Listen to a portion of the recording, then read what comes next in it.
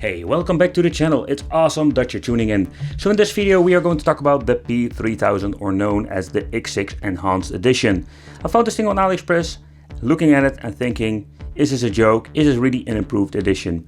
I already did a review, I think it's more 2 or 3 years ago, of the normal X6. This is just a very cheap budget, let's say flimsy handheld. It looks a little bit like a PSP, but nevertheless, did a full review back in the day, and I can tell you how is it holding up nowadays. You don't want to know. It's shitty, very shitty. So I was curious, what have they done with the P3000 or the X6 new model? Inside the box we're going to get the toilet paper manual, yes, with some basic explanation how it works. USB cable for charging and data transfer, and the cheap headphones. Don't expect anything from them, but nevertheless they're free, or they're free, but it's something that you're going to get inside the box. Okay, so the device comes with a box itself, and it looks very basic, basic. There's not a lot of information about it. There's some picture they ripped off from the internet, but that's it. But here we're having some information. Here it already says it is upgraded game. It comes in a 4, 8, 16 or 30 gigabyte. Most of the version I found are 8 gigabyte. Some, let's say, lost version 16. We're having 4 different colors. So this is what you're going to get with the box. But basically, what is the P3000? It's just a PSP ripoff that can play retro emulation. The question remains, how good is it? Because with the previous editions I've reviewed, it was a pretty shitty experience. So I'm so curious. They say it's an upgraded edition, there's more power, but can it run the games decently enough that we can enjoy them? But sadly, when you're looking at the shell itself, it's exactly the same like the previous model. And I can tell you, you don't need to be very happy about it. Alright, so at the left side we're having the D-pad, or the 4 buttons that need to be in D-pad, and I can already tell you they didn't improve anything, still having this very cheap feel, the horrible PSP rip-off analog stick, and a little LED for the battery life. So at the right side we're having the A, B, X and Y, and having the 2 buttons for volume control and select and start. At the top we're finding 2 shoulder buttons, the on and off switch, we're having 2 connections for a jack, one for AV out and another one for jack. Let's do a little bit of speaking. Yes, indeed, the left one for TV out and the right one for audio jack. I haven't said it correctly. And here we're having the mini USB, and we're having a microphone. At the back we're finding a little sticker that says 8 gigabyte, shitty camera, and we're having this little chrome circle, similar like the PSP. Okay, so let's turn on the device itself. And here we're going to get the famous intro, but you can already see that they didn't improve the display and we're still having the horrible shitty display. Maybe you already noticed the little message in the display when booting up, because yes people, we can use a TF card in the P3000. Oh, there's going to be a hell recording from this thing, because the display, as you can see, it has a poor shitty display like the previous models. Alright, so having the game option, music, photos, video, camera. I'll power it on so you can see how shitty it is. As you can see that it is pretty poor. I really don't understand why they keep doing this.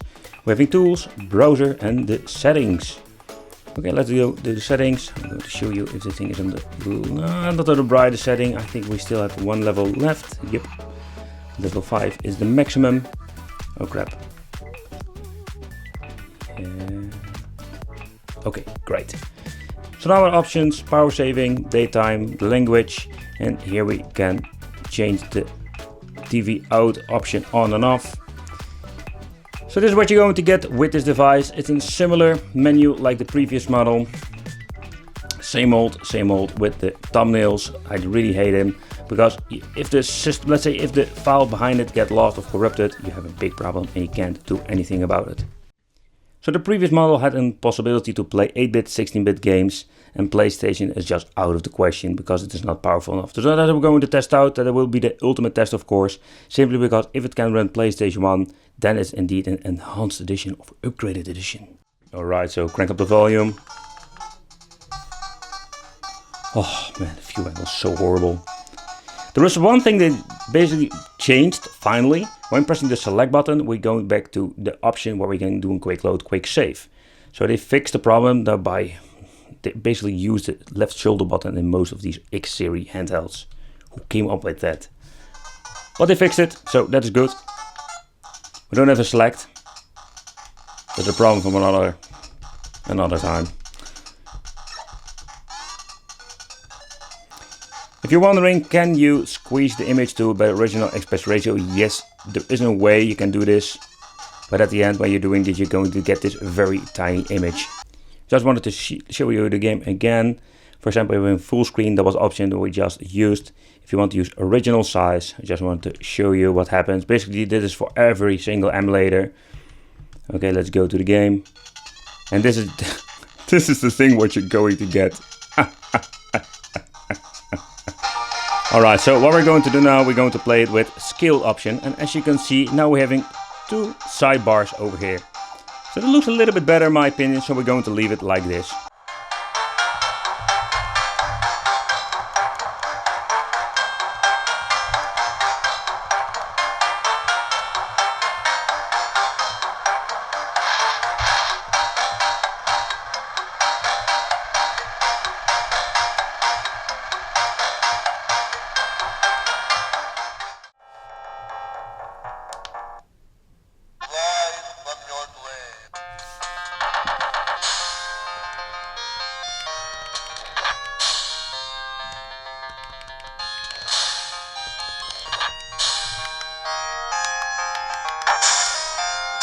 And I still don't have a jump button with the game. Nope, they didn't fix it. And the reason why I choose this game, because this game always runs like shit on these cheap devices, and they didn't fix it at all. Guys, upgraded edition, my ass. Seriously. Still, I just wanted to do the PlayStation 1 testing, just to see how it runs. This is a two-dimensional adventure game, and most of these games run fine on the handheld. It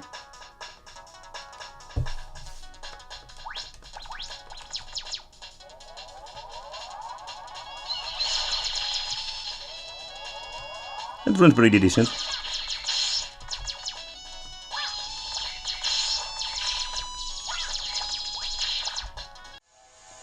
Alright, so let's try a three-dimensional game.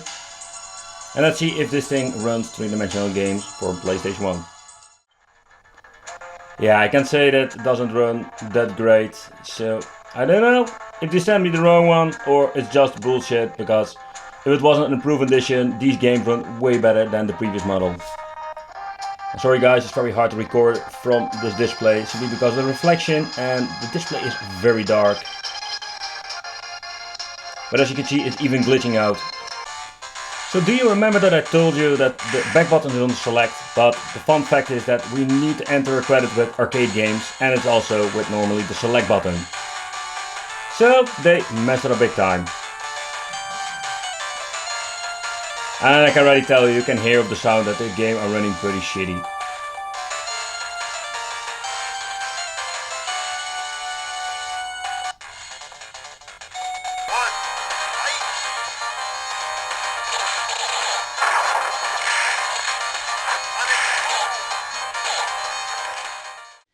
Alright, so the cable is plugged in here at the top on the connection that is needed for the AV out. Going to the settings, going all the way down, and let's see, choose the TV out option. Are we choosing Paul? If everything goes right, you can see it this time clones the handheld. Sometimes the handheld itself goes out depending what kind of model we're having. Okay. Ooh. Spankman is back in town. Spankman.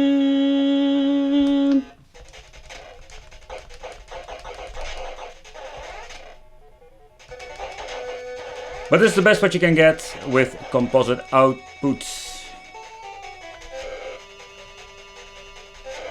And the same goes with the TV out function. It's still the same like all the previous models I've reviewed.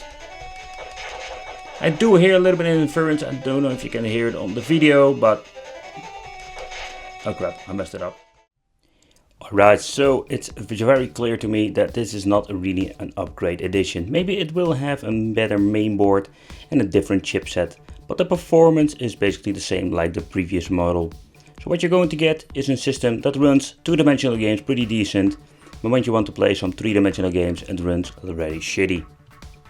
So the upgraded game X6 model, is this thing worth your money? I don't know. Something you need to just decide for yourself. There are so many new options out there if it comes to retro gaming and handheld and emulation. The handheld itself, poor quality, it is very cheap to buy, but for the money I think we can't complain, and this is what we're going to get at the end. So yeah, let me know what you think of this. Thank you for watching, consider subscribing, and I will see you in the next video.